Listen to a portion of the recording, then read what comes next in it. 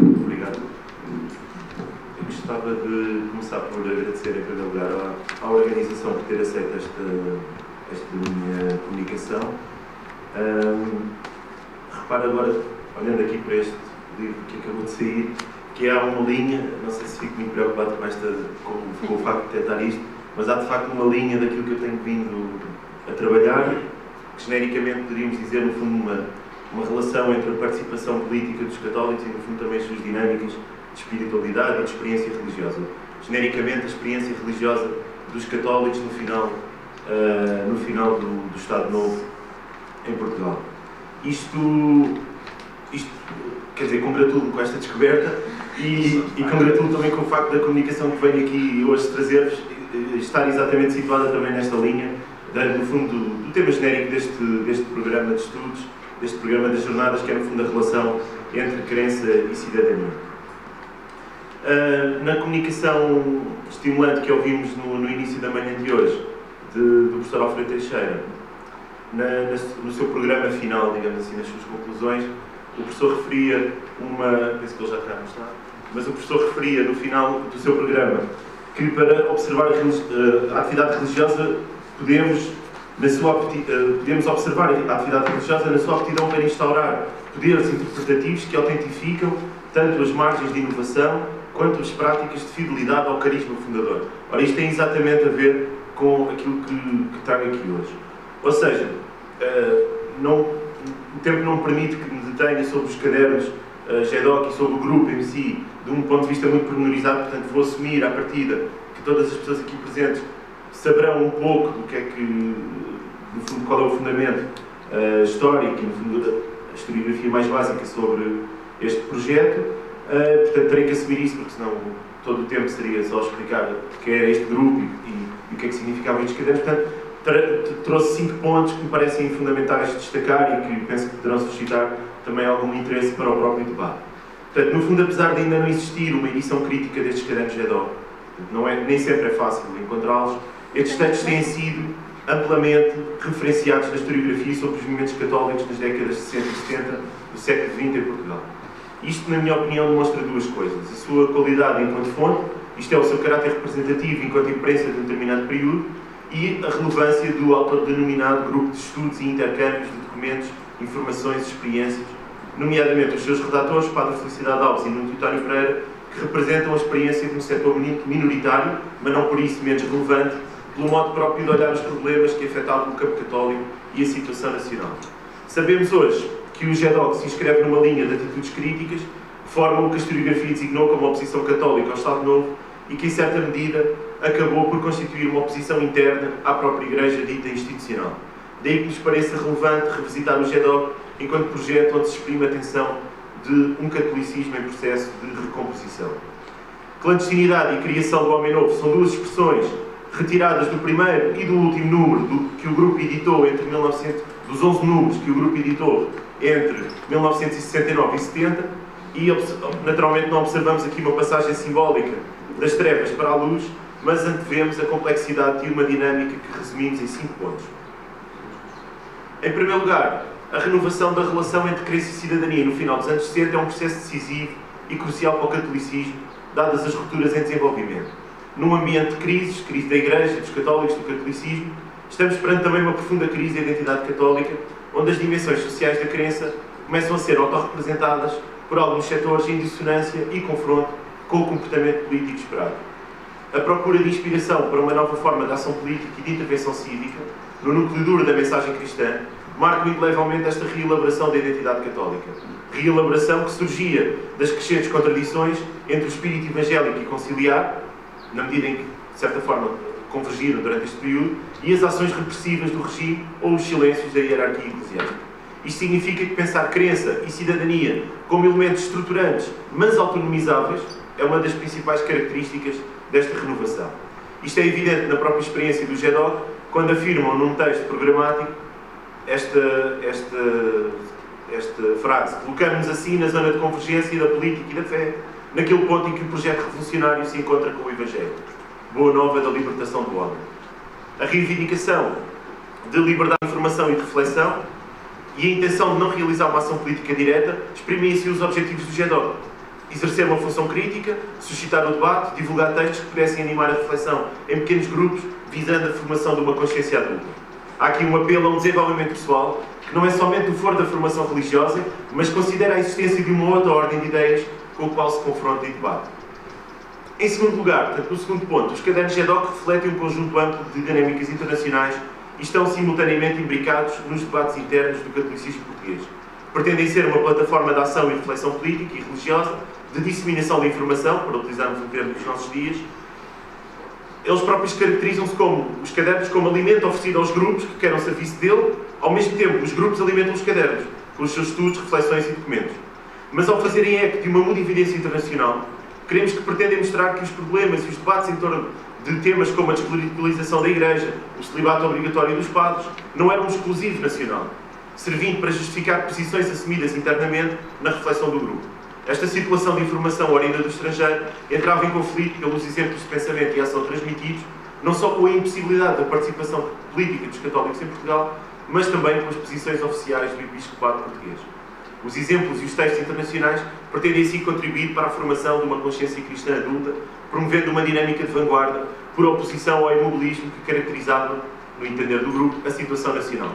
Como tal, revela o caráter universal de um catolicismo em crise e debate profundo, e talvez sejam hoje os cadernos um dos mais importantes repositórios dos autores, das leituras, das experiências e dos exemplos que esta geração viveu. Digamos assim, em 11 números, fica ali condensado uma fotografia bastante interessante de toda esta experiência desta geração.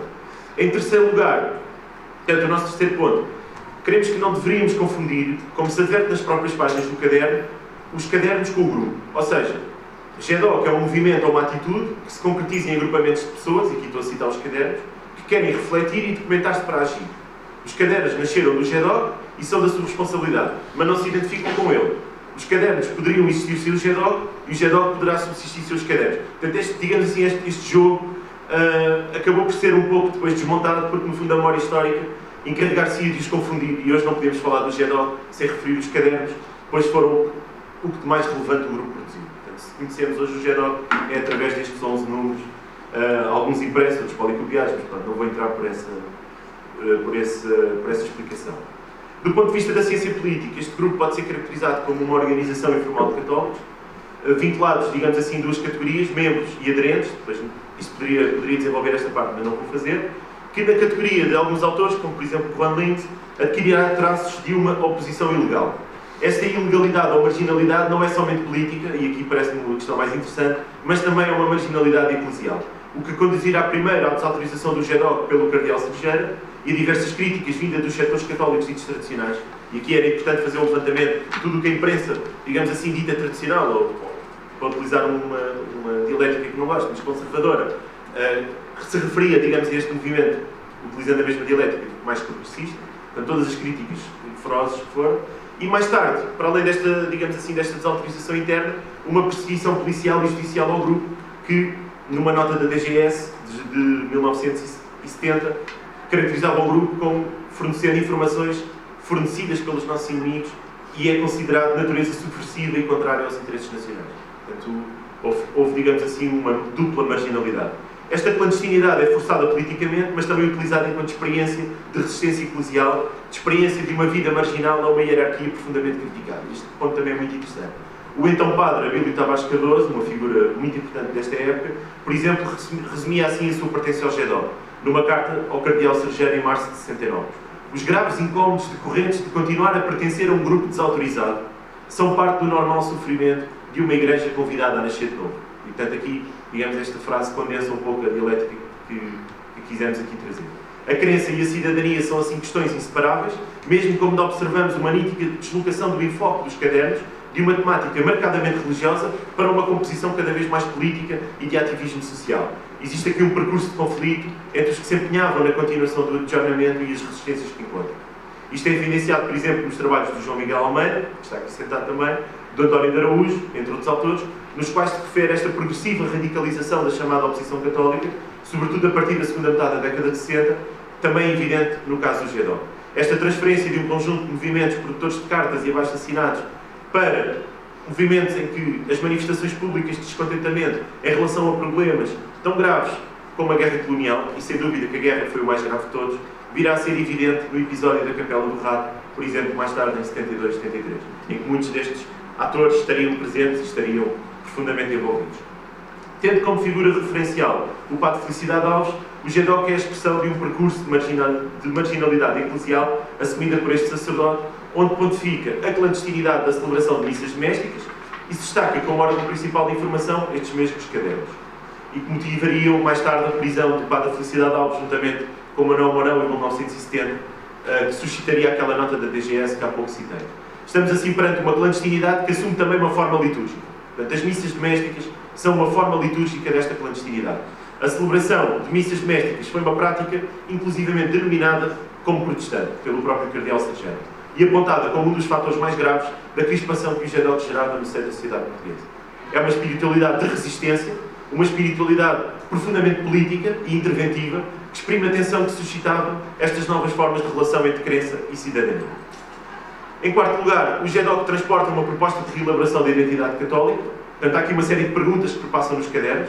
É possível ser crente estando impossibilitado a uma cidadania livre? É possível ser católico sem uma identificação total com as posições públicas da hierarquia?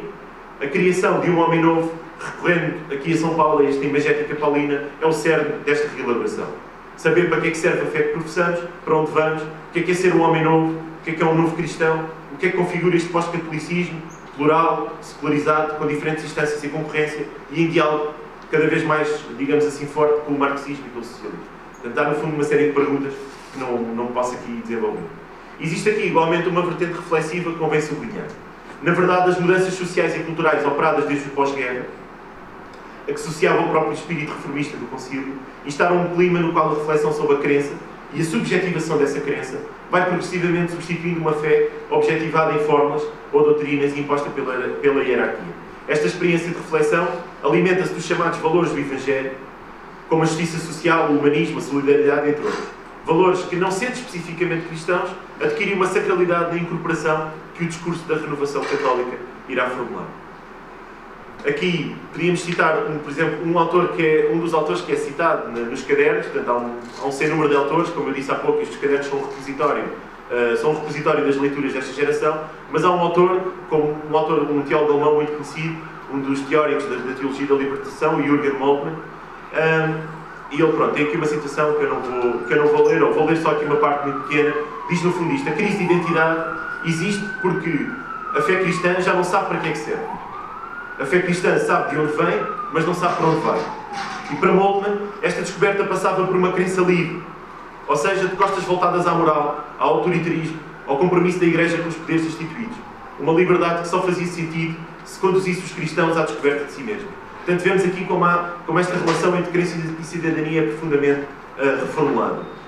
Diretamente com o que referimos atrás, e para concluirmos, destacamos apenas um último ponto que daria uma manhã inteira de comunicações, que é o problema das comunidades de base. Este era, aliás, o tema do doutoramento que o padre Felicidade Alves preparava em Paris, em 1967-68, antes de ter desencadeado o processo que o levaria à expulsão da paróquia de Belém. Esta ideia de uma reforma da Igreja, através da criação de comunidades de base, não é mais do que uma resposta à tensão milenar entre os privilégios mundanos e exigência a um regresso à pureza, simplicidade e pobreza das origens do cristianismo. Nos cadernos é evidente o apelo a um retorno à Igreja primitiva, um regresso às origens que se traduz numa ação revolucionária que se projeta no futuro. E aqui vemos, remetendo para a conferência da manhã, isto depois tem que ser descontado no tempo, estou a dar eco ao Pedro Teixeira, há aqui de facto uma remissão para uma autoridade da origem. E é no fundo aqui esta ideia, esta continuidade com o princípio do cristianismo, esta remissão para a autoridade da origem, também é aqui trazida por este problema das comunidades de base. Este retorno ao princípio, e já vou concluir, é de um ponto de vista antropológico, uma depuração do catolicismo com vista a uma autêntica experiência cristã. O referencial das primeiras comunidades é um horizonte desenhado na negação do poder, da institucionalização de uma experiência de fé que lentamente se converter em religião dos poderosos.